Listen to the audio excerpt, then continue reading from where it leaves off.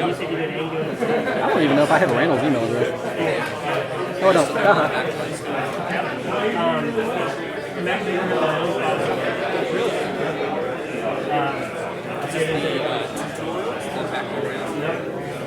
The next project has that, and it is a testing for like modern builders, modern hacks. It's actually different from anything else. And I think they have the passion for it. Sounds like you're fired up. So we're going to find out I had to Do you have users? yeah, I have to read about them, and I'm going to public data. Can you give me any more details? Like, what's I mean, if you wanted to be in early adopter, move the rail, like, if that's started, I would feel like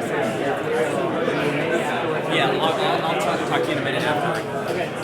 Thanks, man. Good to see you.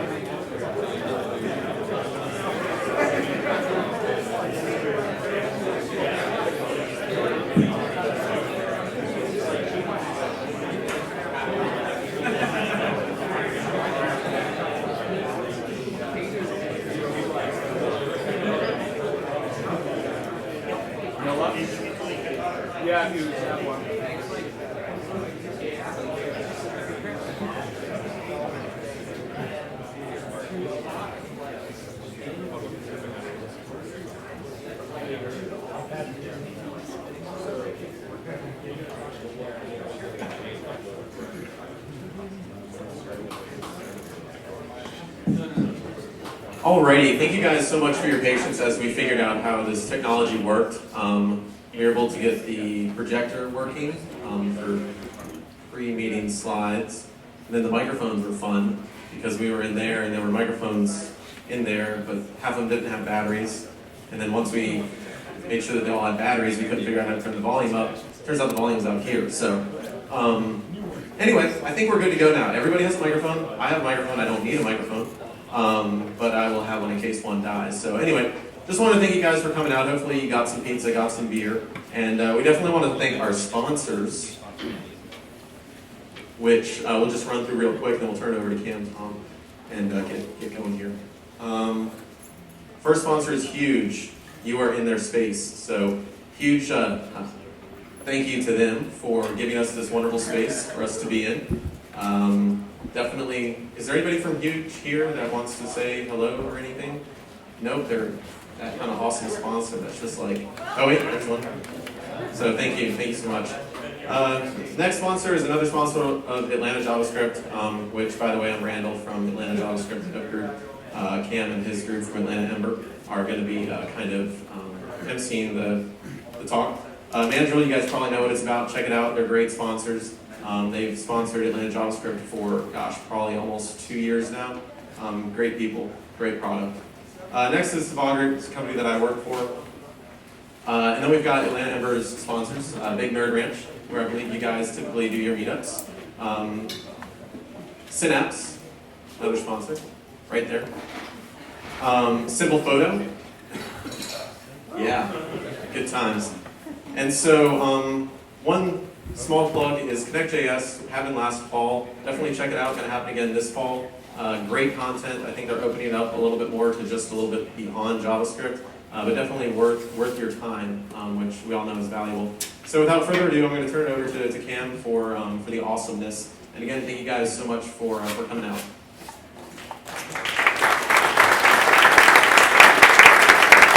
Okay, cool. Are my levels, everybody? Hello? That's the thing people say, right?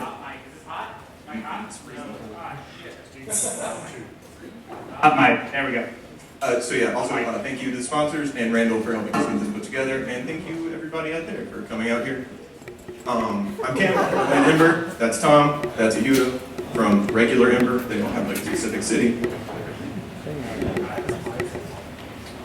Just like before we get started, how many people here are just in town for like RailsConf? Yeah. Okay, cool. Well, thank you so much for making the hike out here to hang out with our respective meetups. It's very cool. So can I also ask a question? How many people here have used Ember before? Okay, awesome. That'll make our lives easier. okay, so you guys don't get to interrupt like that because I'm gonna explain how this is gonna go down. We got a lot of questions, okay? We're gonna try to get through them as fast as possible and then sort of open it up to crowd questions if we have time. And then if there's even more time, Tom said we could read through some That's actually the environment that Ember grew up in. So something that we've had to deal with a lot as maintainers of a JavaScript library that is trying to be somewhat batteries included. Like the whole point of Ember is that it gives you most of what you need to build a really awesome app. And along with that is comes pressure. It's like there's all of these legit problems that like 80% of people have. Like that's usually our metric is like, do 80% of people have this problem? That there's been a ton of pressure to include fixes to those problems even before we think they're ready.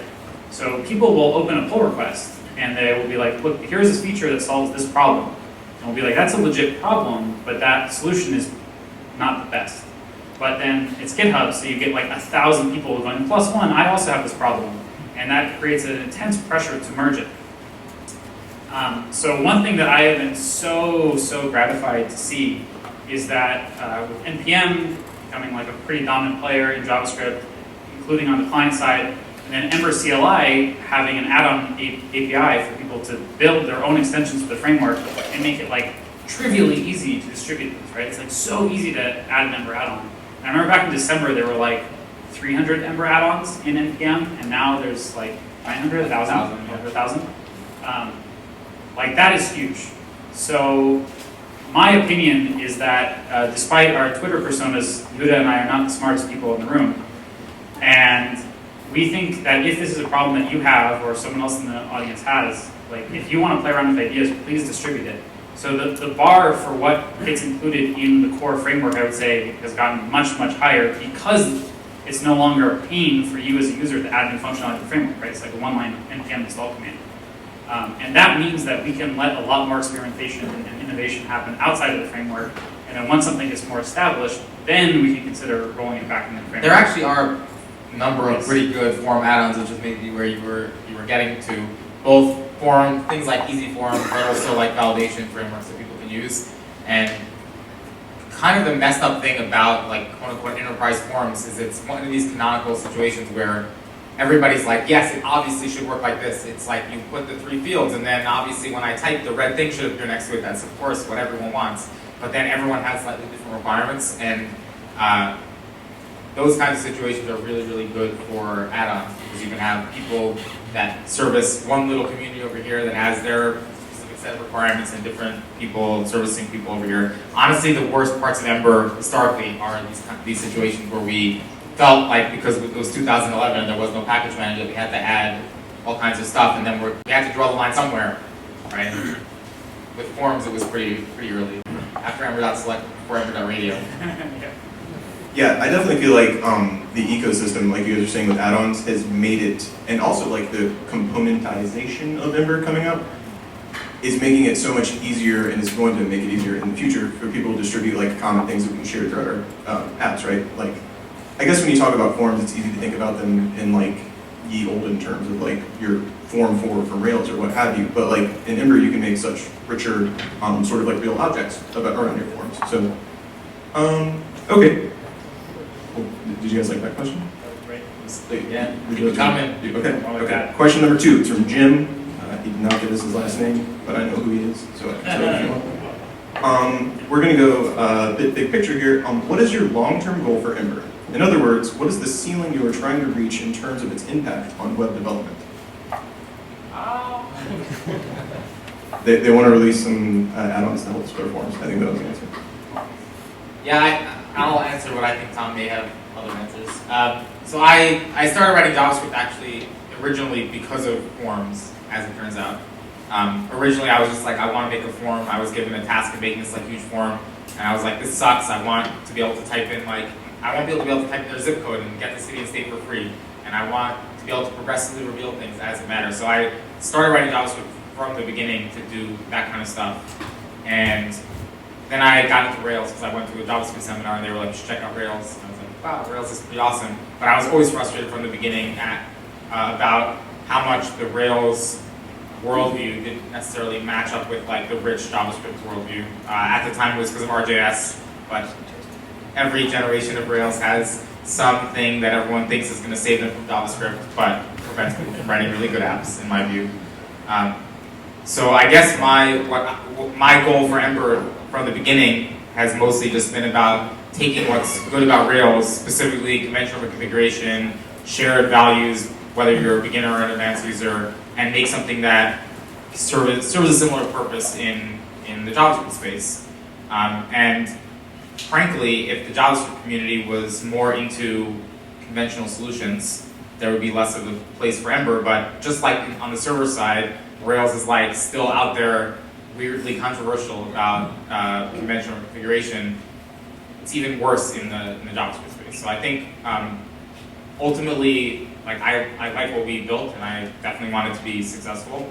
But ultimately, like my goal for Ember is for there to be a space in JavaScript for people who believe in shared conventional solutions to get work done.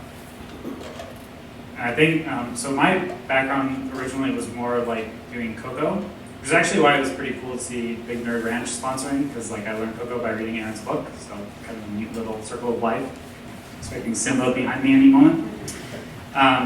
And I think that's kind of interesting, because I think if you look at Ember, like Yehuda's background is Rails, my background is more Cocoa, and I think you actually see that in Ember. Like, Ember is this weird like love child of Rails and Cocoa, whereas the convention and the configuration of like, hey, I don't really want to worry about having stupid arguments. I just want to take something off the shelf that will help me be super productive right away. And then Cocoa, which is like about providing these really rich experiences, providing everything that you need to build client-side applications. And I think it's been really tragic that the tools historically for the web have been so far behind tool sets like Cocoa, like native APIs, Ember SDK. So the role that I see for Ember is filling a role similar to Cocoa on iOS, right? Like I really want a framework, platform, an ecosystem where you can pull something off the shelf and build an app that is competitive with a native app. Now it's not going to happen today, not 2015, but probably in 5 years it will. Like the web platform is moving a lot faster than people give it credit for, and they're going to be taken by surprise if they're not building for it now. Things like offline, or things like native graphics, service worker.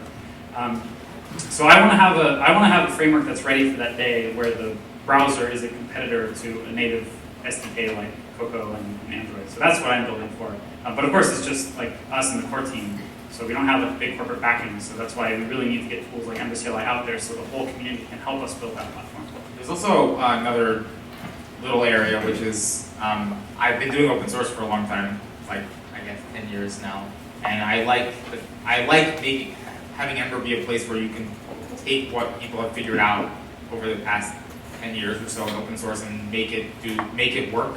Like the 6-week release cycle, like Ember. I think there's a lot of stuff that people kind of know you should be doing, but everybody doesn't know how to, either doesn't know how to build the tools for it, or just doesn't have the discipline, or like can't get everyone on the core team on the same page. So a lot of my goal for Ember is to take like what we learned out of the GitHub era and make it a thing that an open source project actually does. Cool. That's some deep stuff, you guys. I like it. Sounds good. Okay, the next couple are about Ember data. They're two discrete questions, but I'm going to smash them together. First part's from Chris McCullough. It's weird, he's got a lot of questions on here, and he's also an organizer. It seems legit. And then the second part's from Jesse Rankin. So part one, are you using Ember data in Skylight and other production apps? And then Jesse's part is, once Ember 2.0 lands, will more resources be put on Ember data? So the answer is yes, we are using Ember data in production. In fact, I think if you log into Skylight, if you open the Ember inspector, you can see the data tab. Now, it's not all the data is modeled in Ember data. So the backend for Skylight is two components. If you're not familiar with Skylight, it's a product we work on. It's like a monitoring tool for Rails. We do all of our like user account, billing, authentication, all of that happens through the Rails app. Third-party integration. All the third-party integrations like intercom, stuff like that. That all goes through the Rails app. Which is really great because Rails is super productive for that. And then for the number crunching, we crunch like time series data. So we have a Java backend that uses Cassandra to persist. It's like really enterprisey, I guess, fast. I don't know if it's good. I don't touch it. It's enterprise, what means fast. It's enterprise, it's fast, and I don't touch it. So that does not use Ember data specifically because it's time series data, and Ember data is more for like CRUD. Right. And the goal of that data is actually so that you can basically scrub quickly across, like basically explore data fast and have it update in real time as you manipulate. And yeah, for that, doesn't really make sense to do like a filter on that data. It makes sense to do like, they're like trees that were like merging together. We basically built some somewhat novel data structures in JavaScript that we merge in real time as you scrub the D3 component. Yes. It's pretty hardcore. So that was like one question. Yes, we use Ember data, and I think Tom also uses Ember data for side projects. Yeah, any side project. Side projects. We use Ember data for But it. there was another like, will we put more resources on Ember data? Yep. It says, the other once question? Ember 2.0 lands, will more resources be put on Ember data? I don't know if we'll put more resources on it, but I think you and I will probably be more focused on it.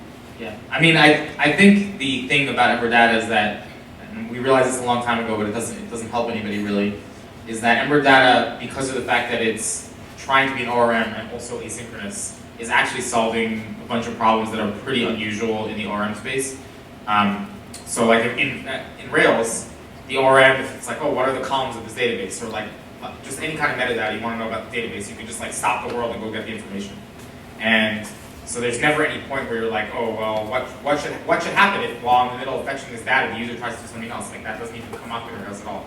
But in Ember, pretty much any time you make a request for something, your user has a chance of doing something else in between. And specifically when relationships get involved, relationships between records get involved, it just ends up being a problem that people haven't solved effectively in other environments. So it's not like, oh, just copy it. Everybody's done ORM, just copy it. This async issue has basically bedeviled us for a long time. Now, what most other library frameworks have done, and maybe we should have just done, is basically say, you know, it's basically on you. You can pretty much model your that however you want, and you kind of know the order that people go through your app in, so you can deal with the data in that order. A thing that kind of was frustrating for doing that strategy in Ember is that Ember was about multi-screens and URLs from the beginning. So the idea that you can like click around and go from one screen to another screen to another screen and then like reload the page and you're on screen number 3 was always part of Ember, which meant that a lot of the like strategies that happen to work because people are like, oh, I kind of know the flow of my user. They're gonna like load the app so I can do some work, and then they're gonna click one of these 3 places, and when they click one of those 3 places, I can make sure that I get the right data. And if the user reloads, well, there's no URL, so I'll just start over. Great. Like that kind of stuff totally works when you have no URLs. But as soon as you start having URLs, you really do want to have some kind of thing under you that takes the ordering dependency out of it. And that just makes the problem harder. And unfortunately, that has meant that we have had to solve the problem with the community, which is good. But it also means that people who are used to not building apps with URLs and multiple screens feel like it's complicated. Another thing I'll say is that so Ember.js has improved quite significantly over the last year, and there actually are a ton of people working on it now. And probably many of you have not seen the fruits of those labors yet, but we're shipping Ember Data 1.0 with the Ember 2.0 release, so that means a lot of the churn that frustrated people will be over. People are working on documentation, and I think that's honestly the biggest source spot for Ember Data right now is like the primitives are actually extremely good now. Everything's there, I use it, but not everyone knows how to use it effectively. So we're in the middle of like working on a revamp of that documentation. I think in particular over time we've gone more and more towards where you could use Ember Data basically as just like a identity map store, and that API is pretty well exposed. And then there's like hooks for like, oh, I want to use, if you type in like store.find post comma 1, then there's like a particular hook that gets called that is basically one-to-one mapping of the thing that you typed, right? So if you're like, oh, I really wish I could just make an AJAX request, well now it's quite easy. Use like the query API, and you're going to get the exact query that you put in here into the adapter. It's just a little, like a tiny bit of decoupling, but not anything crazy. Like I would say we used to try to do a lot more, and over time we've gone more and more in the direction of let's make sure that we handle the identity map and the relationships between objects very well, and kind of leave it up to you to do the transport. Although JSON API is an effort to say if you want to follow a particular set of rules, then we'll do the transport for you as well. But I think we kind of mix those things up early on. So, but in order for people to know like what that is, there needs to be better documentation than yours right now, and there's people actively working on that. Yeah, I know. We've definitely seen like recently there was a bug from like last May that was fixed in Ember Data, which I don't know. You guys can do whatever you want with Ember Data from now, and I'm so happy that that's gone. Like I just ship it. Okay, so we're now on to question 4 from Jeffrey. Also didn't give us a last name, but I also know him. Tell us a story from the beginnings of Ember. Any hilarious bugs make their way into an early version? There's always the Ember naming story. That was a debacle. Well, there's one funny story, which is that when we actually decided to do Ember, I actually don't remember it because I was so drunk from coming back from a Giants game. So the way that I met Yehuda is that I was working on Sprout Core at Apple, and Yehuda was working on Rails 3. And then when Rails 3 shipped, that was 18 months, so I was ready for like the next challenge. And so, Like I said before, the fact that Rails was pretty not friendly to JavaScript was always frustrating, so I didn't feel like continuing to work more and more on the Rails side was going to be that fruitful for the whole story. So Yehuda was like, oh, what's the next thing? And he had the sense that, okay, well, JavaScript seems like, for building the kind of UIs that are going to be coming, it really seems like JavaScript is where it's at, because of course that's the language in our users' browsers. And so that's around the time you wrote handlebars. So I don't think a lot of people know this, but Yehuda wrote handlebars kind of in anticipation of something like Ember. Some kind of templating system that was flexible enough that an observer system could plug into it. So I wrote handlebars, and then once that was done, I was like, okay, well, let me look around and see like what kind of observation, like key value observing library exists in JavaScript that would be a cool backend to plug into this. And looked around, and there was like Knockout, and maybe some more, and then Sprout Core, and Cappuccino. And at the time, Sprout Core's object model, which is very similar to Ember's today, although Ember's is a lot faster now, was like the best. And a lot of people didn't see that because you had to write your UI using this like very Cocoa style of like nested views. It was like, imagine building a Cocoa app without like any interface builder at all. It's like that. And it's also, by the way, JavaScript, so. I don't know, it's like mass hysteria. We built some cool apps.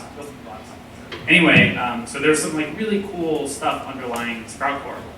And so Yehuda came in and he was like, okay, we're going to take Sprout Core, but instead of doing this very native style of development, UI development, where you pretend like you're not in a web browser, you pretend like you're on a native system. Instead of that, we are going to add this templating layer. So we're going to add views, but they're going to be backed by templates. It's like it turns out people know how to write HTML and CSS, Right. let's do that. Although now we're like going back in a circle where people are like, yeah, let's do the native thing. But at the time, it was like, of course, like web developers know HTML and CSS. No one was writing JavaScript apps. This was like 2011. No one was writing JavaScript apps. And because roughly nobody, because you had to learn Sprout Core or you had to learn Cappuccino, and no one wanted to make that investment. So anyway, so I was like, sounds great. I'm on board. I'd been programming for like a year at that point, and like when Yehuda walks into your office and tells you to do something, just do it. You know what I mean? Like I wasn't going to argue with the dude. So I'm like, that sounds great. Let's get on board. But it was like weirdly controversial in the Sprout Core community, because the Sprout Core community had really hitched their wagon to this idea that we're not building web apps, we're building native apps that happen to run in the browser. And their worldview and their identity was really attached to that. So like every decision we made was a huge slog. But we kept at it anyway, and it was like, we just lost so much time because we were arguing with the core team in the community. So I don't really remember this, but our office in San Francisco at the time was like 2 blocks from Giant Stadium, AT&T Park. And I had some old coworkers in town, and we went down to the park for a ball game, and I just got like totally hammered. Because like they give you those beers that are like so big, right? Like how are you supposed to moderate when those beers are so big and they cost $14? So anyway, I don't really remember this, but I come back to the office, and I apparently gave Yehuda this like big speech of like how we got to do it, we got to just like make a clean break. Let's do Sprout Core 2.0. It's not backwards compatible. We're trying to shim it in like a backwards compatible way. It's like let's just do a big rewrite. And then I went home. And then I woke up the next morning to our CEO just having sent me an email. He's like, "Hey Tom, Yehuda just caught me up on everything you said last night." It's like, it sounds like a great idea, let's do it. So that was like the moment, like we had been discussing doing a Sprout Core 2.0 all along, but that was what ultimately made us decide to do Sprout Core 2. I guess there weren't that many, it wasn't like Angular 2 because we didn't have a lot of users. Yeah, we had like 3 users, so it was fine. Yeah, so and then the Sprout Core 2 of course was I like that one. That was good. Okay, let's see what's my place. All right, question number 5, halfway point, also from Jim. There are 1 or 2 other client-side JavaScript frameworks. What is the best idea that Ember should borrow? How about the other way around? What should the other frameworks steal from Ember? I guess we can exclude virtual DOM rendering from this.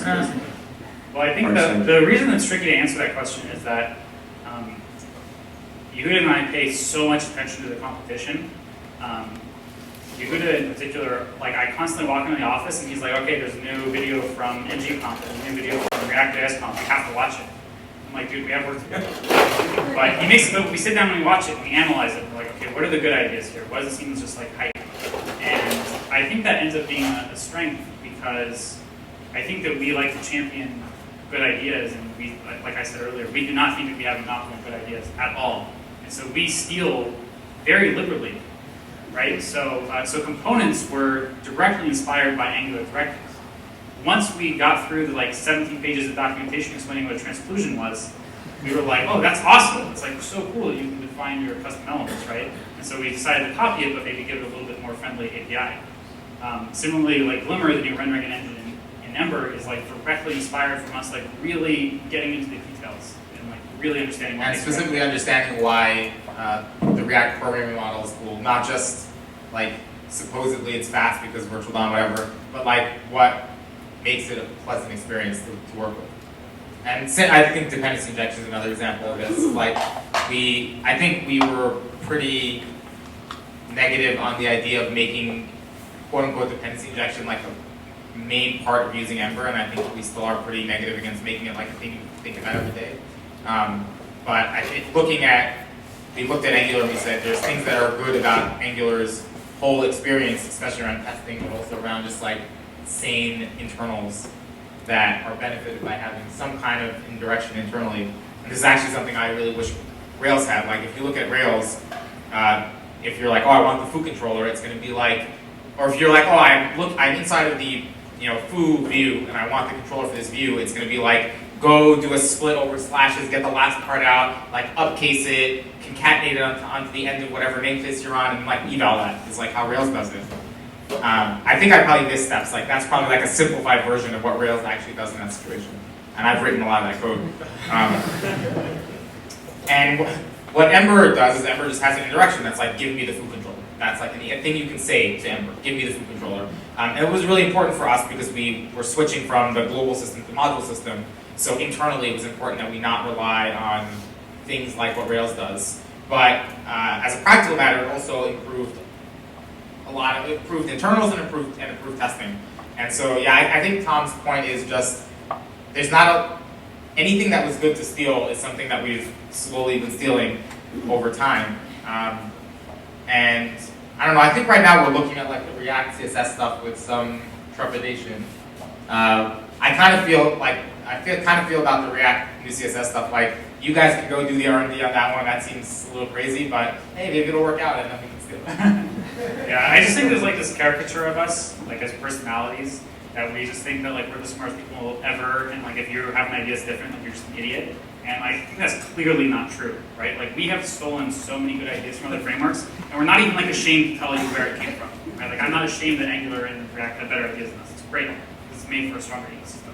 I think the only thing that Ember does differently in general is just Ember tries to figure out what is the, like, if there's a way to make there be one thing, right? So directives in Angular, for example, one of the reasons that we weren't too hot on them originally was that directive in Angular is like encapsulating 10 different things, and you have like all these little knobs you can turn, like, oh, it's like restrict EACM, it's like, oh, let me take out the M, what does that mean? I don't really know. It's like just all these like scoping things, and you can like turn all these little knobs. And I think in Ember, we don't, like, yes, that is in fact a powerful thing, quote unquote, but you have to know so much to use it that in practice people can't really make a lot of good use of the power. So I think at Ember, when we try to steal stuff, this is kind of like, if you remember when Apple didn't have copy and paste on the iPhone forever, like, why do you not have copy and paste? And it was just like, we have to try to figure out how to make good copy and paste. I kind of feel that way sometimes. People are like, why don't you just steal virtual DOM? And it's like, well, we want to like investigate what's going on and make sure. So like an example with React is like, React is like, oh, it's so simple. You just don't ever type class equals. You just know that you have to type class name equals, and you don't type for equals in your template, in your HTML. You type HTML for equals, and you can't just use an image tag. You have to remember to self-close your image tag, right? So there's all these inconsistencies between React's model and HTML, and for us, it's like we really want to make sure that HTML is the thing you're using, not like some XML thing that's similar to HTML. So it sometimes takes us longer to get stuff, but it's usually because we're trying to find something that is broadly useful. In terms of what other people should steal, Router? Well, the router, but I think, so Angular 2's router is using Route Recognizer, which is my library that we wrote for the Ember router, and then React router is for React. It's like a port of our router directly. I feel like the biggest thing that people should steal is not a feature actually, but just like a worldview, which is it's like, I feel like the JavaScript community in particular fetishizes flexibility. It's like everything has to be maximally flexible. And we agree that the underlying primitive should be really flexible because it is frustrating when you're trying to use a framework and it's like too magic and you can't actually figure out how it works. However, I think just having a set of defaults, like it's your job as the maintainer of a library to kind of curate it. Like I really like opinionated software, right? Because if I'm going into a domain where you've written software, you probably know more than I do. And I want to rely on all that wisdom that you've accumulated over the years that I don't have yet. And if I want to be able to work around it, then let me do that. So Godfrey gave a pretty good talk at EmberConf. He also gave a talk at RailsConf. He's on the Rails core team, where he actually had a good insight that I didn't realize before, where he's talking about adapters basically, and so he wrote this app which is basically Hacker News app hijacking. It's like a Chrome extension that hijacks Hacker News, and it like uses the HTML as the data source and things like that. And he was doing things like, okay, well, I need to have URLs, but the URLs that that Hacker News wants, which I need for the Chrome extension, don't map onto the URLs that Ember wants. And so a lot of people would be like, well, that's Ember's fault for being monolithic and totally inflexible, and it's magic and whatever. And Godfrey had the correct insight, I think, as a member of the Rails core team, like, oh, I can see that there's like that Ember supports history and hash location and the testing one. That probably means there's some kind of abstraction for dealing with URLs here. So let me go in and I'll just like put in my Hacker News URL thing. And his insight was that if you're a framework, the fact that you have to handle multiple cases already means that there's probably already an adapter layer that you can go in and shim into. But so many people, and this is actually similar to his talk today at RailsConf, so many people look at it and they're like, well, it's a black box, so if it doesn't do exactly what I want, it's basically game over. This is actually what I like, what I've tried to do in Rails and to a bigger degree did in Ember is like, the thing on top is just a layer of defaults, and if you want to go inside, there should be a pretty nice thing underneath that you can work with. Yeah, Godfrey saw it at EmberConf. It was like, the overriding the location thing was like, really? You did it with that little bit? Okay, we go from question 5 to question 11 because I think I wrote this in Vim and did some macros or something and did a super good job of it, so. Okay, so this question's from Mark Lummis. How much of the long-term roadmap has shifted from 1 year ago based on the new focus on performance? Also, how is the roadmap prioritized? So I think it's important to note that HTML bars, which is probably the thing that has driven the roadmap the most, I made the first commit on in 2013, like March 2013. So Ember had like 2 years with the original Spring-based templating engine, and then 2 years working on an HTML-based one. And because of the 6-week release cycle, we had to do that very incrementally, very smoothly. So we already landed like most of the features that we thought we cared about from HTML bars, and now there's like performance stuff on top. So what I mean by that is like the ability to use angle brackets, ability to use quotation, curlies inside of attributes, things like that are all landed. So I would say we had a pretty good sense of the roadmap. Things that changed the roadmap a lot were, not a lot, things that affected the roadmap were like Angular 2.0 being such a big shift from Angular 1.0, I think it gave us like a gut check that our stability guarantees and the way that we like to do things matter.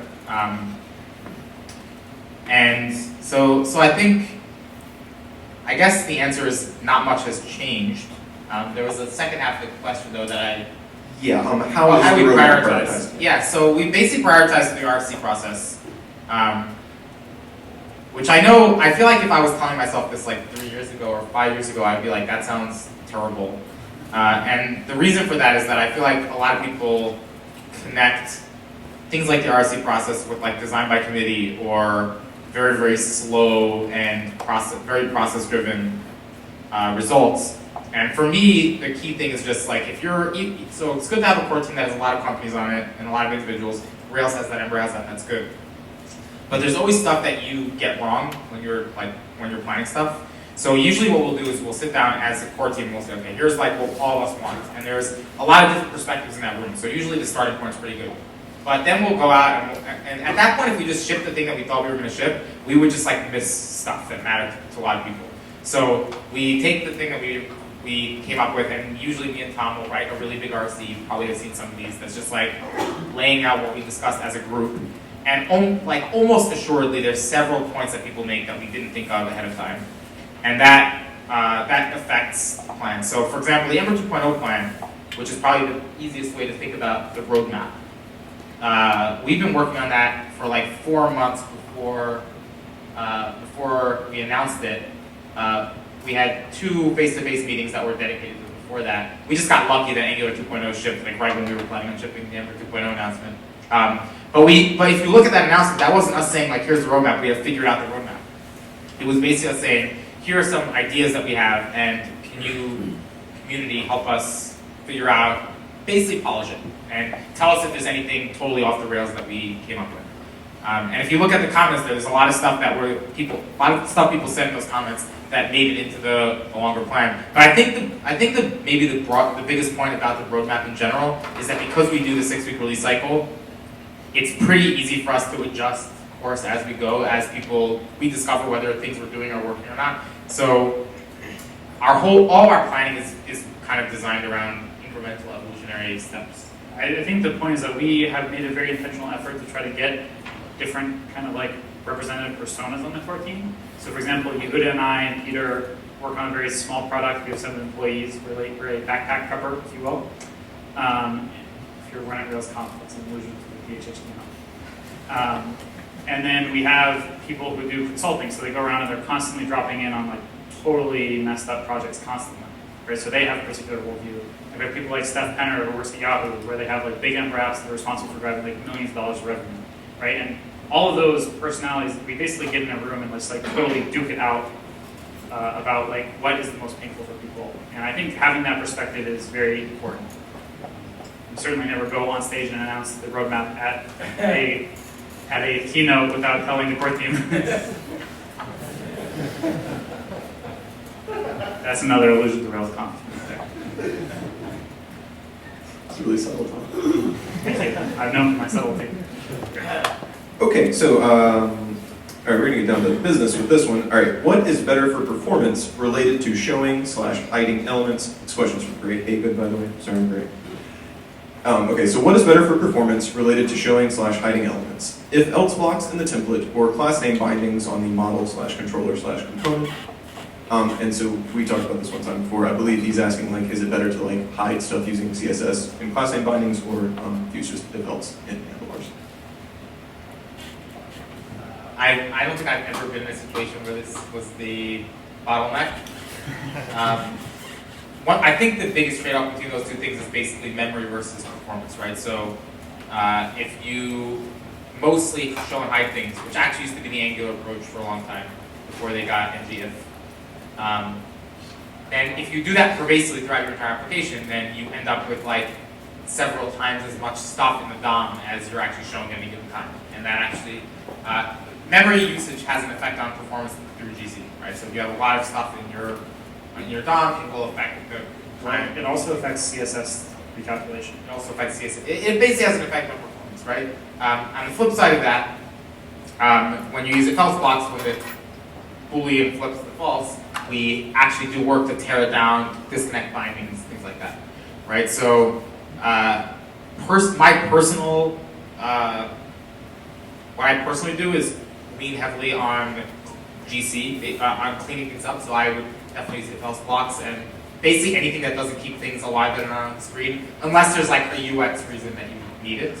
I know like Yap, for example, does more keeping things alive because they need to do some animation or something like that. Liquidfire will do that for you automatically. Yeah, Liquidfire does it automatically. But personally, having spent a lot of time looking at the performance profile of different apps, I find people underestimate the performance cost of memory. And so Ember actually is pretty aggressive about trying to clean things up and less aggressive about trying to reuse. I would hope that with Glimmer, the performance difference between the two should be imperceptible from the user point of view, in which case you should favor saving memory.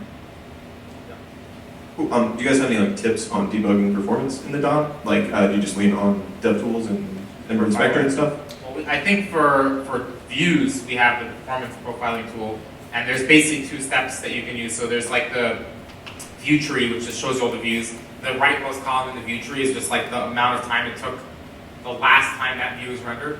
So, and you can turn on like the component view, and it will show you a lot more information. And so once you figure out like this view is taking 100 milliseconds or whatever, you can then go into the performance tab in the inspector and make that view show up, like click away, click back, and then it will give you a whole tree of all the things that took time in that particular view, that particular time, and you can look at it and see what's going on. And I think we're using like that tab uses like the Chrome timing APIs that let you do it with low impact. So it's, especially because rendering a whole view is like a pretty chunky thing, usually that gives you pretty good information. And yeah, you can use the JavaScript profile. So when we were working on Glimmer, we were using the flame chart a lot, just to like get a like somewhat visceral sense of where the rendering engine was doing its thing.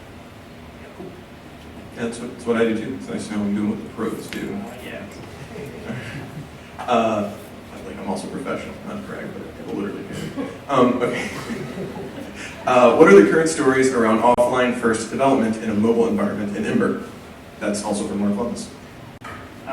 So we don't have anything built into the framework yet. So nothing in Ember is going to be like make your app offline without you doing anything yet. But I think that there's actually two big things.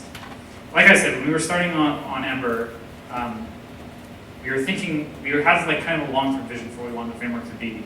The two big things that we wanted to be able to support were offline, and what was the other thing you were talking about? I don't know, you wanted something like, like really rich interactions, right? So that with like handlebars on the client side, and offline was the other big one. Oh, server-side rendering, that was the other thing I wanted to talk about. So from the beginning, since we've built Ember, which is like back in 2011, it's been 4 years, we have been thinking always in every architectural decision that we've made, does this help or hinder server-side rendering, something like fast boot? And does it help or hinder people who want to build offline apps?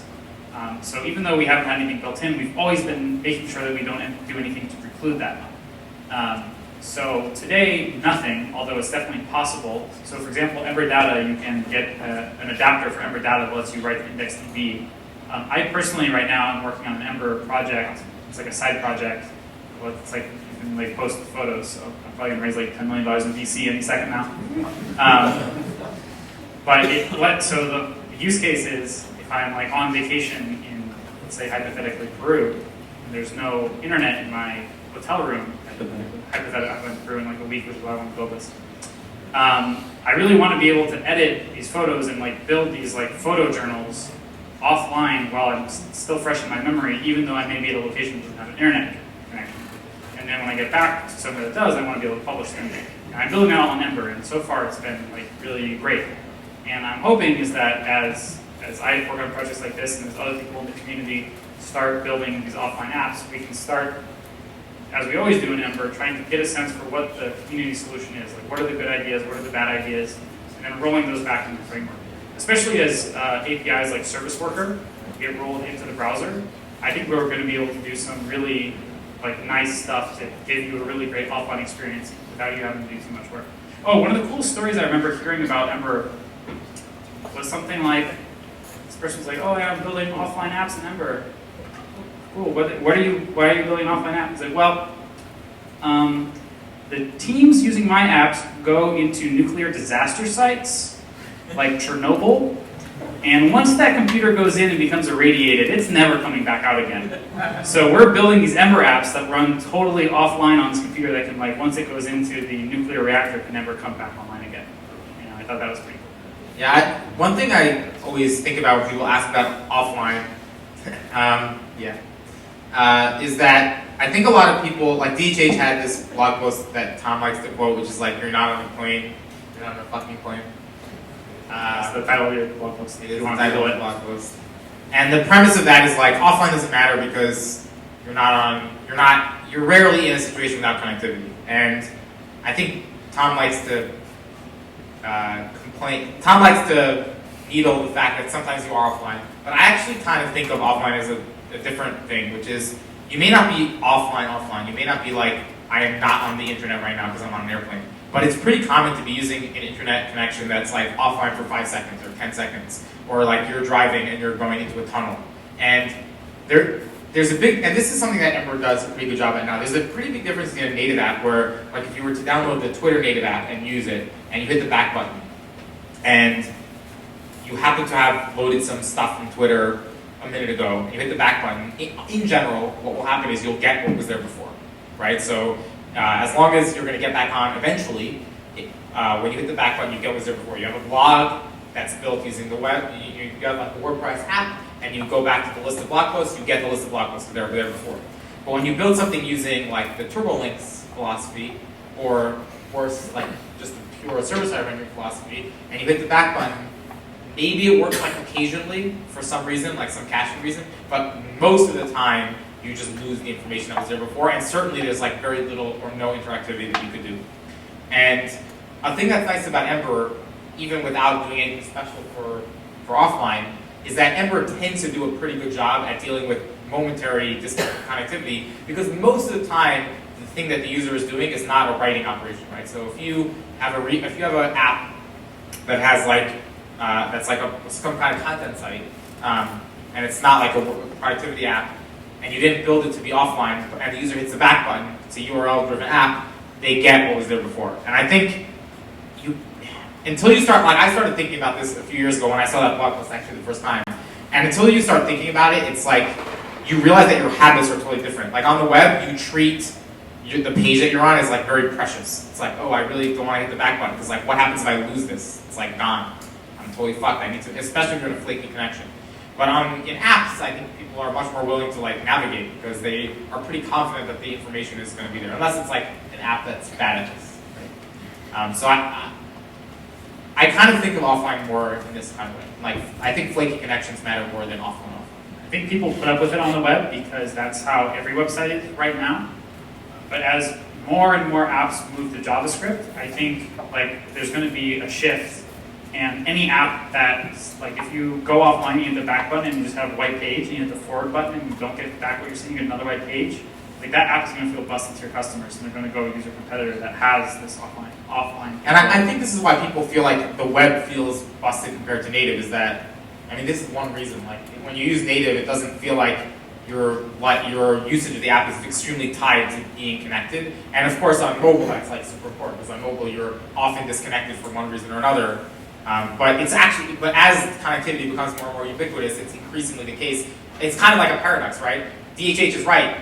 Like he tweeted, like, oh, like now I'm on United and I have Wi-Fi. So now it's totally not the case that you're ever on a plane and have no Wi-Fi. But actually, as Wi-Fi gets to more and more of these places, the connectivity in these places is worse and worse, right? So you're more and more likely that you're going to be able to use the app, but that your app really needs to be resilient to flaky and questionable connectivity. And let me just say something about turbo links.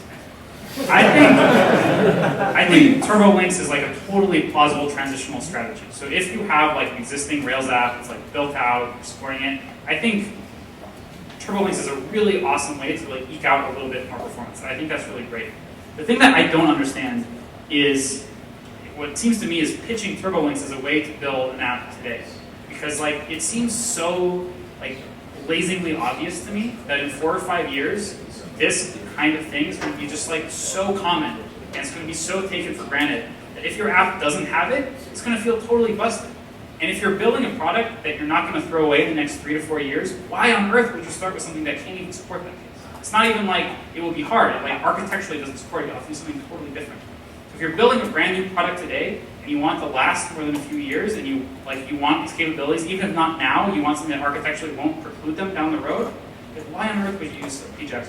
I mean, the thing that's also, sorry for busting in and not letting you ask any questions, but the thing that bugs me, I think, is that every time I see an explanation of like the next version of TurboLinks, I always compare it to like what my job is like. Like what is my day-to-day job doing a thing like Skylight? And I'm always like, oh my god, the implementation complexity of this approach, especially when you consider operational requirements. Like now it's like Redis is involved. It's like the complexity of doing that compared to like the idea of TurboLinks is like you have this environment that works great for you. You want to just like get something up and running quickly, and like how are you going to do that? How are you going to build like this JavaScript thing is so crazy? How are you going to even get started without this like Ruby environment that you're so used to? And for me, it's like having client-side rendering, some JSON, your server's just doing JSON. That's like a pretty simple approach. And yes, I agree that compared to like the Log in 15 Minutes demo from 2004, it's more complicated than that demo. But when you combine all the various things you have to do, like the TurboLinks, please, definitely, yeah, that TurboLinks. There's like a lot of things now that you have to know. There's a lot of infrastructure, there's a lot of caching approaches you have to understand. And when you add it all up, it's just way more complicated than doing a client-side MVC system, right? Like, I think it's like a frog boiling problem where you can keep adding a little bit of complexity, and if you were a Rails user all along, every little incremental thing doesn't seem so bad. But then when you step back and look at it, it's like honestly, frankly, I use Rails every day for my job, and I would not know how to begin building an app with the TurboLinks architecture. It's extremely complicated. Like you have to know Russian nesting doll, caching, and all this stuff. And anyway, TurboLinks. Yeah, that's totally what that question was about. So that super apropos. Okay, cool. So this one's I think this is a rando at last, or randos for sure. This is from John Mercer. I guess he's a rando actually. Sorry, John, if you're like out there right now. I called you a rando. Okay, so many of us work at companies that hire college grads. Usually, they've studied procedural C in a classical object-oriented language such as Java. However, JS has certain quirks, this quote's not mine, such as first-class functions, closures, lambdas, etc., that make it, in Douglas Crawford's words, Lisp in C's clothing. That's like the nicest thing anybody's ever said about JavaScript. Okay. How would you train a college grad to write JS as JS and not as an imitation of some Java-like classical OOP? How would you train them to understand and properly implement, in Crockford's words, the world's most misunderstood programming language? That's actually the nicest Sounds thing. like a Crockford fanboy here. Yeah, goodness. Okay, so I guess this is kind of interesting though. Like, I don't know, how would you guys teach people to use JavaScript like JavaScript? You know, using. You're on TC39. Why don't you take it? So there's one thing that I'll not answer the question, but I'll try to find my way back to the question. So I started programming in like 05, 04, something like that. And so and my first programming languages were Java and Ruby, JavaScript and Ruby. And both of those languages had first-class anonymous functions, right? So my first programming languages were like, I have a thing I want to loop over, map for each, great. And it was totally natural to me. And then a few years later, I started to notice that there was like a lot of people in the JavaScript community that were like very hot on quote-unquote functional programming. And I was like, okay, what are these people saying? What is the point of this, what they're saying? And there's definitely different things that people mean, but what I started to notice was that the biggest gap between the people who were like quote-unquote functional programming people and the people who were like very not hot on the things that the functional programming people were talking about was basically first-class functions, right? So it's true that Ruby is like an OO language, right? So Ruby, if you write a lot of Ruby, the first thing you learn is like everything's an object, and that's like the most important thing about Ruby that somebody teaches you when they teach you Ruby. And when you're learning JavaScript, it's like this weird prototypal inheritance thing, and there's like all this crazy stuff going on. But at the end of the day, if you learn to program with closures, with some kind of first-class functions, your worldview is actually much, much similar to like a Lisp programmer than a Java programmer. And that's even though, even in languages that you might expect to have more in common with like the functional style, like actually Python you might think is more functional than Ruby, because Python is like very callable oriented, everything's callable, there's functions everywhere. Ruby's like object oriented, Ruby's like super OO, you think it like comes from the Java tradition. But the fact is that in Ruby you write so much code with blocks, which are very Lispy, very Lambda-y, that you kind of, if you're a Ruby programmer that's like all you know, you actually have, your worldview is very similar to a functional style. And so I guess, coming back around to the original question, I guess my thinking is that it's the most important thing to teach people who are coming from an environment without first class. I hate saying Lambda because it like makes it sound, it's basically some kind of like block structure, closure, however it's structured in your language. If they don't have that, it's very important for them to understand like what it is doing for you. Like lets you write, in particular the fact that it lets you write custom control structures. So you're not like stuck with the whatever control structure the language gave you. So like there's canonical examples like, in Ruby there's like file open and like mutex.synchronize, which is a thing that in Java has to be like built into the language, or like in C# or Python, like the equivalent of like file.open is like this special construct which is like using or with, if you're familiar with these things. And like sort of getting the idea that a block or even a function in JavaScript, which is a pretty big thing for control structure. The fact that you can basically write a lot of abstractions that make use of these things, honestly, I think that's the big thing. And anytime anybody starts, I have a lot of friends who are like academics, and I have like a really close friend who got his PhD in macrology. And I guess we always talk about the fact that functional programming people should realize that they won. Like basically functional programming won every programming language that's created recently has lambdas in it, and that's the thing that actually ends up Well, mattering. hold on. The question is about Java programmers, people who learn Java in college, but Java 8 has lambdas. Yes, it's true. So, if someone learned Java 8 and they were taught lambdas, it's actually pretty helpful. Maybe they should be asking, how do we teach Java programmers to program like JavaScript programmers? I think it's interesting that, like, do people, I don't know, I'm gonna poll the audience here, do you guys feel like you write JavaScript as JavaScript? Like, especially in Ember, for me, I feel like I'm trying to write it as much like classical OO as possible. Obviously with functions sprinkled around, but like, I don't know, I'm writing, So at least for me, there's definitely, so one thing that I noticed is a big difference in Ruby and JavaScript for me, and maybe this is definitely something that happened after I started writing a lot more code with modules, with ES6 modules, is I end up using a lot more functions as like helper things inside of, so I'll have like a class, yeah, it's fully class, but then I'm like, oh, I need a helper. In Ruby, you're kind of forced to make a method out of that, even if it's not really appropriate for a method. But in JavaScript, you can just like write some functions in the bottom of your file and call them. Sometimes for like private functions, I'll even make functions that just take the object as the first parameter, and now I have a private function, right? And that's quintessentially JavaScript. That's something that you can't do in Ruby. And if you try to do it in Ruby, if you try to like use lexical scope with lambdas or something to do that in Ruby, it would feel really weird. But in JavaScript, it's really natural. And like similarly, like in JavaScript, if you look at testing frameworks, people really use lexical scope with testing frameworks in JavaScript to like, you'll set up a variable and then every setup block will like assign to that variable. And you can totally, like with RSpec, you can totally do that in Ruby. With test unit you can't, but in RSpec you totally can. But it's totally not idiomatic in Ruby. And there's definitely a sense by which like using lexical scope as a lexical scope and functions in that lexical scope and variables in that lexical scope as like a way of programming is, I would say for people who are like intermediate, at least in JavaScript, is pretty normal. But in Ruby, it's not. Hey, Cam? Yeah. Since you polled the audience, I'll raise a point. We were talking about this a few minutes ago. The way I wrote JavaScript before I learned Ember and Backbone is very different than the way I write it when I'm writing for Backbone or Ember. So it's almost like I'm writing Ember script, which has subsumed JavaScript, and it's not pure JavaScript. The same is true for Backbone, and I'm sure the same is true for other frameworks. So as these frameworks grow, they kind of morph the language, turn it to themselves. So JavaScript for Ember won't work in Angular and vice versa. Do you find that to be true, and is that intentional? I feel very similar to you as far as that goes, though. Like, it kind of dawned on me like a while ago. I was like, holy crap! Like, I'm basically a JavaScript programmer now. Like, that's weird. Self-identified as a Rails guy for like ever or whatever.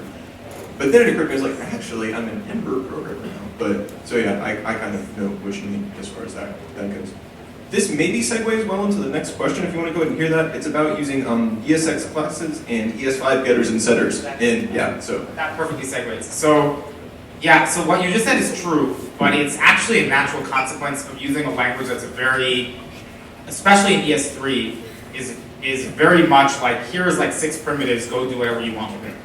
And so if you use like Ruby, or even Python or Java, right? There's like stuff that you're given to do stuff with. It's like, here's a class, here's a static method, here's methods, here's private, here's how you do protected, here's how you share code with other people. If you want modules, Java has a package system, Ruby has requires, these things are built into the language. And JavaScript is like, you have lexical scope and functions. Have a nice day.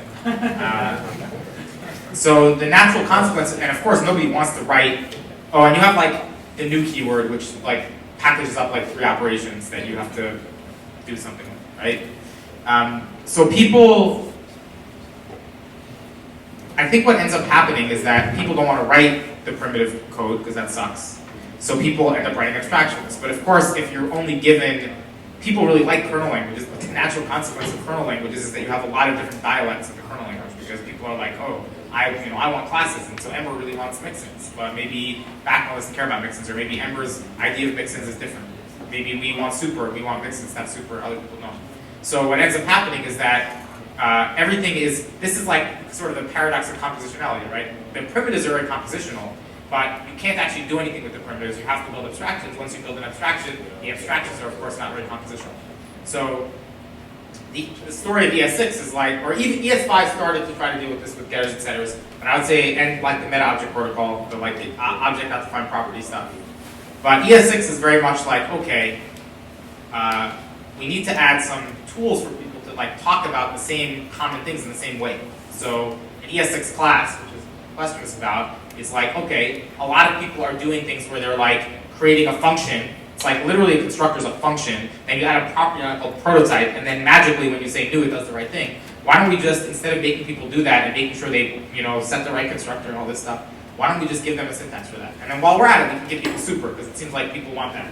Does it happen to look a lot like Java? Sure, it has a lot of the same syntax as Java. Not surprisingly, since all the syntax is reserved from like the ES1 days, which is whatever Java happens to be using in ES1, right? So the syntax, by consequence of how reserved words work in programming languages, ends up looking very similar.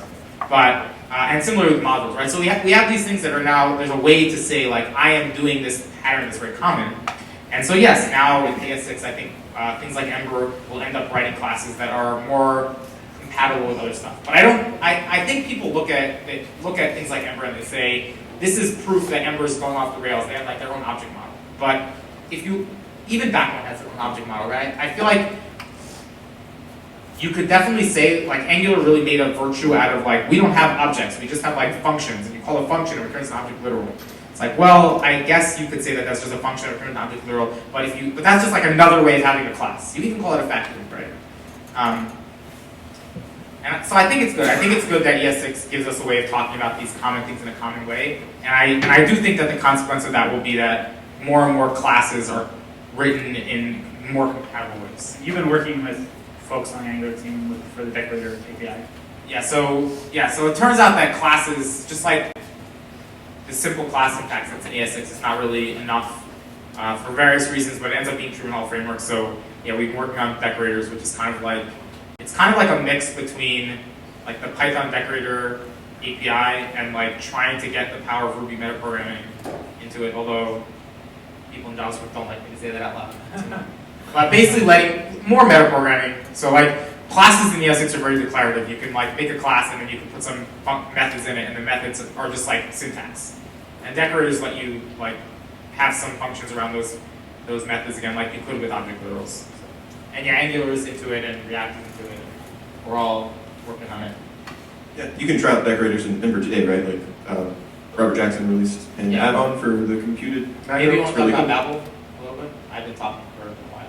What about Babel should I say? The fact that Babel is like the fact yeah. that it allows us to take Yeah. that. So one thing that I think that many people don't take into account. Well, let me just say this: there was a very dark period of the web where like the standards bodies were just like completely off in academia, being like maybe the semantic web is a good idea, and then Microsoft like totally dominated the browser space, and that was like a really dark period where progress just stagnated completely. And most web developers who lived through that period, because it was so traumatic, really internalized it. And the reason is that like the reason the standards bodies were so slow is one, like the browser implementers were just like often while like IE was like, okay, we're done with the web, but they like stamped out all of the competition, and then it seemed bad, and then the standards bodies like, oh, well, okay. And historically, what has happened is that these standards bodies will go off and work on something. They'll spend years building this like very high level feature, like app cache. They'll spend years building this high-level feature, and then finally all the browsers will implement it, and they will ship it to all the developers, and all the developers will be like, oh, this is broken in ways X, Y, and Z. And at that point, it's like, well, we just sunk like 5 years in the spec, and you didn't comment. Why didn't you comment on the spec? I'm like, well, I was busy like doing my job, writing apps for the things I actually had. I didn't have time to like go read this like 80-page document, right? And so what happened is that the feedback loop between standards bodies and practitioners was just like completely broken. Us as practitioners had no way to get our voices heard in that cycle before it was too late. Like way too late to change the spec entirely. So I think what's really cool about Babel, if you're not familiar, Babel is a project that takes future JavaScript syntax and compiles it down into something that will work in every browser today. What's really amazing about this is that finally us as practitioners get a say in the standards process. but not like at the tail end where it's like, please tell us like what you think about this and we can make some superficial changes. When Yehuda went into TC39, if you're not familiar with TC39, that's the committee that designs JavaScript programming language. When he went to the last TC39 meeting, he went and he said, okay, here's my proposal for decorators, here's why I think it's cool, here's what the syntax looks like. Oh, and by the way, if you want to try this out in a project today, here's a version of Babel that supports it. So you can actually write little toy programs. You can see how it feels. You can try it in your own apps. And immediately after that, Robert Jackson wrote a library that allowed you to write stuff that you have to do using primitives today in Ember. Now you can use decorators. And you all, if you're building an Ember app, can try it out today, and you can run into cases like right away.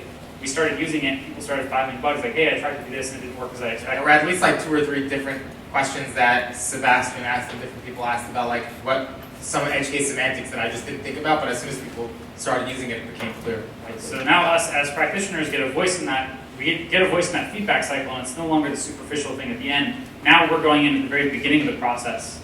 And I think what's really cool is that Babel has committed to basically building all of these proposals to the language in. And then things that seem like they're definitely going to make it in get turned on by default, but other things that are not quite there yet, you can turn on and play with and provide feedback in a much more accessible way that doesn't involve you spending like a weekend on this spec. I think for me, like the biggest anecdote about this is I went back and watched Douglas Rockford gave a talk in like 2011 about ES5. So ES4, people don't know, was like this huge boondoggle. It like came out of the same era as like the semantic web, like XHTML, that whole thing. ES4 basically failed, thankfully. And ES5 was this really, really unambitious, like spot fixes plus this, plus strict mode, plus getters and setters, plus the meta object protocol, which were pretty big things actually. But it was a relatively small set of changes to the language. And when Douglas Rockford was talking, I wasn't on the committee at that point, and he was talking about how they felt like syntax you have to be very careful with, because how could you get like new syntax into old browsers? It's like possible.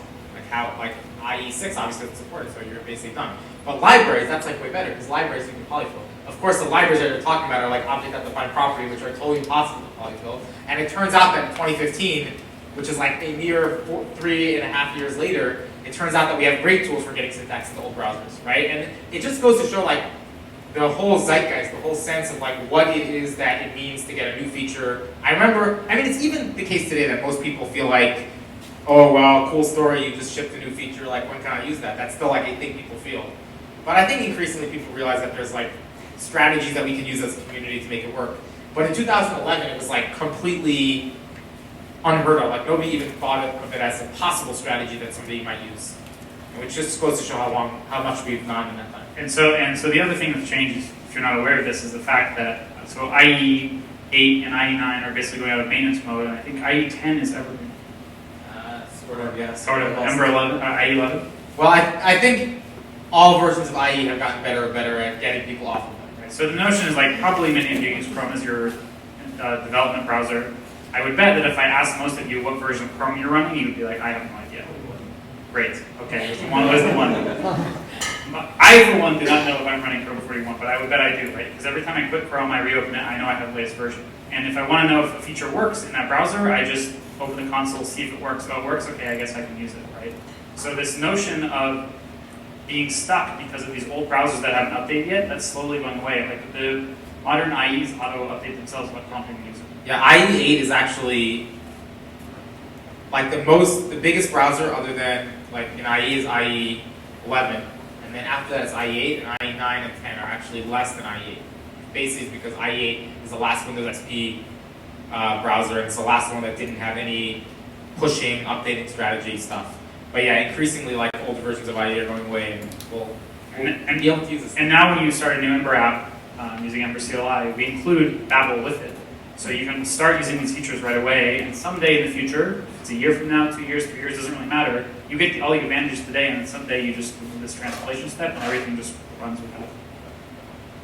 Yeah, it's really cool how like Ember and Babel in particular are kind of giving us as end users like agency in like the future of what's going to go on the web. So that's really cool. And to the second part of the gentleman who asked this question, his name is Andrei Litschkin, whose name I just pronounced flawlessly. He asked about ES5 getters and setters, which I think you can just use today, right? We need to drop IE8, so probably we'll get. So he was asking specifically about computer properties. Mm-hmm.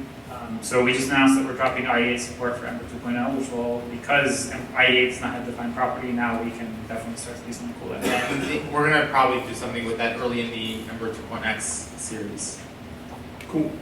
Okay, so let me somebody back there with an eye on the clock. We have like 10 minutes. Keep going. We can keep going. Yeah, maybe Okay, so open it up for questions if you want. Yeah, okay, yeah. So that's all of our pre-baked questions. Does anybody out there have anything they'd like to ask? His hand went up first, so you're gonna go first, my man. Oh, would you like the microphone? Sure. Yeah, since you guys are so far away, you definitely can hear without this. But for those of you in the back, my question is, what have you guys been stealing from like Google's Polymer web components? And do you plan to ever integrate that fully so that people can use Google Polymer web components as Ember components? So the cool thing about web components is that if people are doing their job right, they're just HTML. So let me try to unpack that for a second. This is honestly a source of great frustration for me, largely because of the way other frameworks have decided. So there's basically Polymer, which is like web component framework. Then there's Angular, which is like, we have spent all this time to make Angular super compatible with Polymer, it's awesome, it's great. And then there's React, which is like, web components are terrible, we don't need them, we have a way better component model, it's awesome. I like the voices for each framework. But the whole point of web components, if they're done well, if the spec is good, is that it lets you, as a regular web developer, make new HTML tags. Now, there's very little in Ember or Angular or React. There's a little bit in React and a little less in Ember that cares about what HTML tag you're actually using. So if you, in Ember or React, say div, it's not like we go through some complicated algorithm that's like, you're inserting a div. What does curlies mean? We must investigate. It's clearly a div. It's like, no, it's an HTML tag. And when you use curlies, we use set attribute, because that's what it means to set attributes on an HTML tag. That is what it is. You want to set a property, there's a way of setting properties on HTML tags. And so web components, there's some small niggles here and there, but for the most part, they're just HTML tags.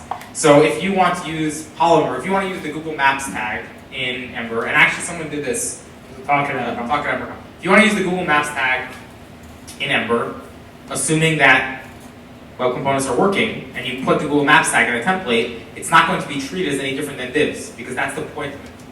So I guess, number one, that assumes that things are spec'd correctly, and there have been some back and forth on that. Another thing is that it implies that people do something plausible with attributes and properties with their components. So you could easily imagine someone expecting you to use attributes or expecting you to set properties on an HTML element when you really should use attributes or something like that. So there's like these little details like this.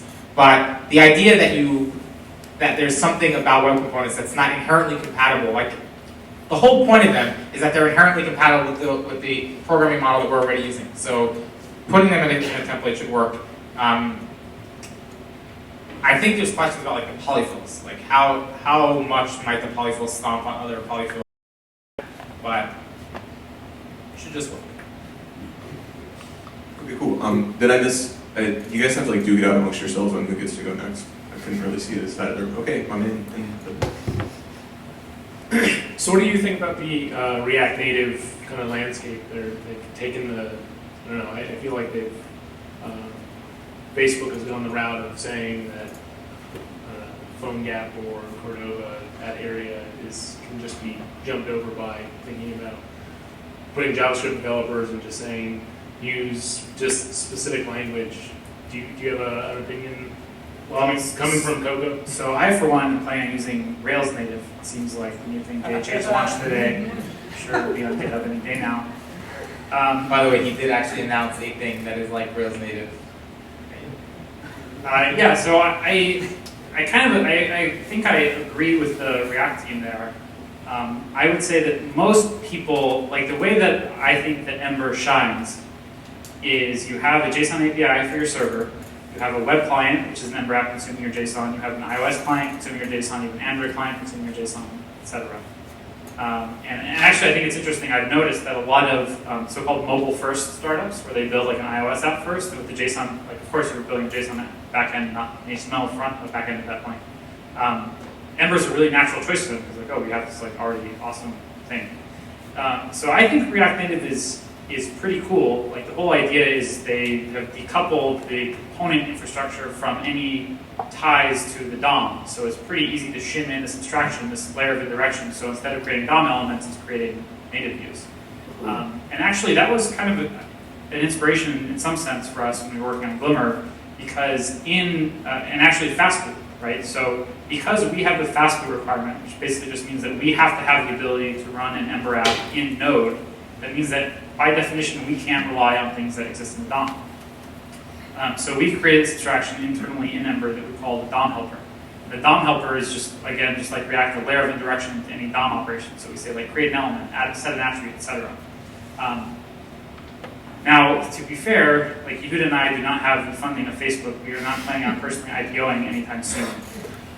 So I think in that sense, the constraints are very liberating. We are focused purely on the web right now. We have no intention of going down that route. However, I think all of the primitives and the architecture are in place if someone wanted to try to do like an Ember native as a community project. Basically, everything is there, and I think we would certainly assist. And my hope is that in like a few years, web applications, like the capabilities on the web will be so good that you'll have no reason to develop a native app, but good luck. Yeah. Hopefully that'll be true, but we should definitely hedge our bets. I guess, so I agree with all that. We definitely spent a lot. I would be lying if I said we never discussed on the Ember core team like whether the architecture can support React Native type stuff. We definitely talk about it pretty often, actually. But I also feel like, sometimes people think like, oh well, if you're building a thing like Ember or React or Angular, if you have like 10 times as many full-time people, then you can go 10 times as fast. Although probably people know that this is a fallacy that was first uncovered in the 60s. So, but there's this idea that you can go faster if you have more people. But there's actually a bottleneck when you try to do anything that involves communities, which is you need to get feedback from the community. So I actually there's like this paradox of, so Ember has like 10 people or 12 people or something like that, 14 maybe now, on the core team, but basically no full-time people, or maybe like 1 or 2 at a time full-time people. And then we're competing with like Angular, which has like a dozen full-time people, or React, which has a lot of full-time people. So it's like, how is it that Ember is at all plausibly keeping up the pace? Like, actually we have a better inspector. Like, how is that? How does that happen? And my thinking on that is that you can't speed up the community cycle, right? So you can't speed up getting feedback from the community and feeding that back into what you're doing. And so I kind of don't mind that Ember wants to focus on the web and get feedback from the community and just keep turning the wheel for a while. Because there's just a fixed amount of time that takes to figure things out. And I feel like spending a lot of time on a native project right now is a way of fragmenting people's attention and makes it harder to actually spin the wheel on the main thing. So again, I think Cloud's right. If somebody wanted to do it, we would definitely not like turn it down. But I think we want to focus on. Yeah, I mean, I'm personally happy to let React do the R&D on that. I think it's a really interesting idea. I don't know if it's going to turn out. I think there's like Ruby Motion is a thing. Like there was a similar effort to build native apps using Ruby using a somewhat similar principle. And the thing I heard from people, I haven't personally used it. The thing I heard was that it was like really hard because everything that has to do with iOS development is like assuming Cocoa and Xcode. I mean, the thing that's tricky with React in general is just there's like a combination of really awesome ideas that you like you're like awesome, that's so good, and just hype. And so whenever you like, if I read an article someone writes about React Native, disambiguating the like legitimately good stuff, which is pretty much it seems like an outgrowth of the legitimately good stuff about React. From like, I have used it and I am never going back, my world has changed, and like people are like knocking on doors, can I tell you about the good news of React Native? Like it's difficult. I think this is why it sometimes takes us time also. It's like we want to wait for the wheat and the chaff to separate, and definitely React Native is still in the ultra top peak of the hype cycle mode, and that's also a time where people are very unlikely to tell you the bad things, right? So you look at Angular, for example. Angular 18 months ago, all you could get anybody to tell you was like, well, how much Angular was amazing, so good, everything was great, so simple. And then like we were like, wait, I don't understand. There's like all these problems. It seems very complicated. But everyone's like, no, it's so great, it's so great. And then you wait a certain amount of time, and then people are actually willing to be honest and talk about the trade-offs, right? And so I think we're still, React is starting to get into trade-off mode, which is great. But React Native is still definitely at the peak of the hype cycle where getting like, I want to like sit down with a person who used React Native for a year and be like, hey, tell me about it. Like what worked well, what didn't work well. And we're just not at that point in their hype cycle yet. Have that conversation. Hype cycle is an R term, by the way. It's like a Gartner research term, so we're not just casting aspersions. It's like a legit thing. You can Google it. There's a chart and everything. And everyone is both subject to the hype and subject to the valleys. Is it? That's what it's saying. Let's wait. Okay, can we do one more, you guys? Okay, cool. All right, got it. Next. All right, so in your opinion, why don't you think Ember has had as much widespread adoption as, say, some other JavaScript frameworks? And if you were to start over today, is there anything that you change to potentially make that different today? I can start, but you probably have better thoughts on this than me. So I've thought about this a lot. So one thing that I think is just worth noting in general is that Ember has a lot of adoption among big apps. So like if you look, there's a lot of like Heroku dashboards and Bustles and companies that bet like their entire company on Ember.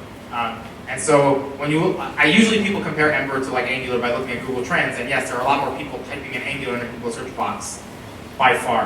Like I'm not saying that means a lot of people aren't using it. A lot of people are using it. Like a lot of people use jQuery. But Ember was always targeting people who are betting their business on Ember. People who are building real apps. That doesn't have to mean like 100 people. Like we're 3 Ember developers basically, but people who are going to like build an app on it. And that naturally is a smaller group. But we bet on the idea that that small group would be passionate and would build an ecosystem that would help everybody, and I think that has worked out well. That said, I think there's a couple of things that have definitely had a big impact. One of them is just Ember is the only major framework left standing that's not out of a big company. So like Angular, Polymer, and Google, like Polymer should really have no credibility at all. Sorry, I'm on videotape. Polymer has like there's no reason why you should look at it and be like, yes, I definitely want to use it. It doesn't have a lot of users, doesn't have a lot of ecosystem. But the fact that it's out of Google means that people look at it and say, this seems like a thing.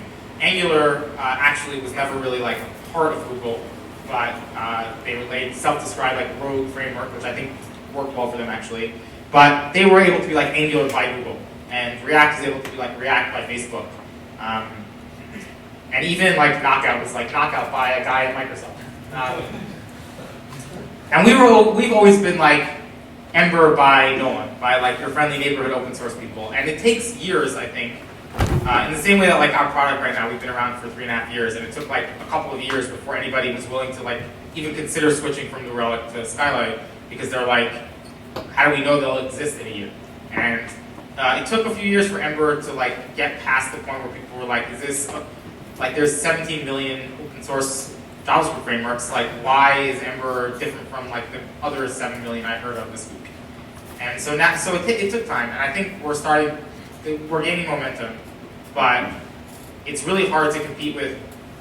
The irony, of course, is that you think that if you're from Google, you're going to be like super compatible and like stable and whatever, and like we have 16,000 apps inside of our trunk, and yet somehow Ember is the framework that is like the most stable, the most careful, the most cautious about compatibility. But I think Tom probably has other thoughts, but those are mine. Well, I mean, I think for a long time it really bothered me, but to your point, like I think in like total market share, yeah, we're definitely still quite small, but in terms of like products that I love using personally, I think we dominate. And for a long time I was really frustrated, but Chris Epstein of Compass SaaS fame gave a talk, the closing keynote at EmberConf, where he talked a little bit about this, and about how it's actually really rad being in second place, because I wouldn't trade the Ember community for anything. Like I think by far we have such a cool community of people who are just like getting out there, trying new stuff, experimenting. They're so thoughtful, and so smart, and also just like so on board with the idea that we're going to do all of these big moves as a community. We're going to shift, rendering engines as a community. We're going to move to Ember CLI as a community. So I think there were definitely opportunities where if we had focused a little bit more on like the onboarding experience, like reducing some of the paper cuts that it took, I think we definitely could have improved. But the honest answer is that like I'm in this for the long game, and I want to build a framework that I personally want to use. Like if I wanted to use any of the other frameworks, I would just quit right now and go use them. Right? But I want to build a framework that's going to last for decades, hopefully. Decade. 1 decade. We'll take 1 decade. Give me a decade and a half. Decade and a half. I want to build something that's long-lasting that adapts, and that takes a long time. It's not going to be a flash in the pan. And so I think, given that we're still alive, and given that like every round of the framework wars, it's always Ember versus something. First it was Ember versus Backbone, then it was Ember versus Angular, and now it's Ember versus React. Like I will always take that. Yeah, and I think we are also, you made a good point about stability, like long-lastingness. It's always possible for someone to like appear overnight and be like, well, look at this thing, it's so great, it's like on Hacker News, it's awesome, it's so much simpler, whatever. But it's a lot harder to be a thing that is maintained over the long haul, and that means that at any given moment, you look at Ember, and Ember is not going to be all caught up with the latest thing. But we also have a strong commitment to actually pulling in those things. So yes, you look at Ember, and like a year ago, it's like, oh, there's this meme about frameworks that drives me crazy. It's like you framework guys, like you have this huge monolithic thing, you can't move at all, you're like totally incapable of moving because it's so big and bulky and whatever. But the thing that's awesome about frameworks is that you have a lot of people that are using the thing, which means that if you do move, which we did, you get everyone moved with you, right? As opposed to, yes, like Backbone in theory is faster moving, but all the people who were using Backbone 2 years ago are not able to like use the new thing now. They're not able to like easily switch to React, right? But everybody who was using Ember a year ago can switch to Glimmer because there's no actual switching cost. And I think it takes a long time. It takes like many of these cycles for people to be able to look at Ember and say, yes, this is a thing that has been around for a while. It is in fact the case that it did not stagnate, right? Like you can easily imagine that like Substack is right? Like the tiny module philosophy is correct, and Ember can't actually ship Glimmer ever. It's impossible. And you have to actually see it happen a few times before you can start to believe it. So I think part of the answer to the question is just like, it's only like 2015 that we've been through enough rounds that you can look at it and say all the things that you might have thought would cause Ember to not be able to succeed, either because it's a big framework or because it's open source, doesn't have the resources of a big company, or like maybe Tom Yehuda will go work on Skylight and then they'll disappear and Ember will collapse or whatever. Like there's a lot of things that you could imagine could happen. We've actually outlived all of them. And so I think we're starting to see like internal analytics and Google Trends like starting to gain some momentum. And I think it's just a matter of time, like how much, like it sort of goes back to my original point, which is a lot easier for Google to appear and be like, we have a thing, and people will take it seriously right away. But it takes time for Ember to be taken seriously. Okay, cool. All right, on that note, I think we're going to wrap this show up. All right, great. Well, thank you guys so much. That was a great fireside chat by a nice virtual fire. So it feels so warm.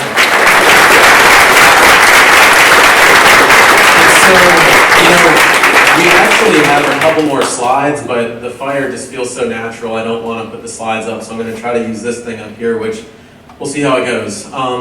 So at the end of each meetup, we want to kind of bring other meetups to light, so that somebody that might be new to the meetup community might know of the ones that are worthwhile. So clearly, if you're here because Atlanta Ember said come here, you should check out Atlanta JavaScript, and Atlanta JavaScript should check out Atlanta Ember. So are there any others that you guys would recommend, like personal thumbs ups to? I'd say ATL Rug. ATL Rug? Yeah. ATL Atlanta Ruby Users Group. Ruby? It's good. Good. They meet at ATDC, I believe, on a monthly basis? Yeah. Cool. What else do we have? I run Software Testing Club Atlanta. Software Testing Club Atlanta. Interested in fraternizing with the testers. Fraternization. Testers. And where do you guys do your meetups? Sometimes here. Sometimes here. Cool, and then are you on meetup.com? Yes. Awesome, easy to find. Anyone else? Go ahead. Atlanta Node users group. Meets At at, Atlanta Node. yeah, Node.js. Meets at the Atlanta Tech Village. Okay, meets at ATV. Very cool. Good. I co-host Build Guild. It's Build Guild? sort of a pseudo meetup. It's no presentations, just getting together at Joystick Bar and having some drinks, talking about stuff. We talk about a lot of Arduino stuff, so Very cool. but also a lot of web things too. So good times at Joystick, Build Guild. Check it out. That's monthly as well. Yeah, just on Meetup.com. So Meetup.com. Fantastic. Anyone else? So ATO Rug also has a social event too. It's not like Ruby related. So anyone that wants to do technology related things, we meet at Octane a week and a day after the group, and it's just like people drinking and hanging out. Cool. So a week and a day after ATL Rug, Octane social event. Check it out. It's the Octane in Grant Park, right? Yeah. Yeah, because I went to the wrong one time, and it was super jam up. Okay. Sort of tangential. A lot of people said they're here for real stuff. Tom and I are giving a talk tomorrow about Rust and Skylight. People want to come check it out. Very cool. Anything else? No? Okay. One additional plug. The meetups that happen, I know ATL or Atlanta Ember and Atlanta JavaScript, we are all volunteer run. So if you're interested in getting involved, whether that means organizing, speaking, doing even like a 5-minute lightning talk, definitely reach out to one of the groups because we'd love to kind of help build a community in that respect. So without further ado, I think we are going to do drinks. I believe Kurt has informed Fido that we will be heading over there and they will have a room for us. So that is Peachtree. It's the Midtown one, so don't go to Buckhead, that'd be awkward. So Peachtree and 8th, so it's like, just a few 10-ish blocks down south where you can hop on MARTA if you'd like. Good. Yeah, there's some street parking down there if you guys are driving. And they validate. And they validate, that's where it's at. But don't drink and drive, do not drink and drive, horrible things happen. No, that's all. Thank you guys so much for coming out. This has been Absolutely, great. thank you.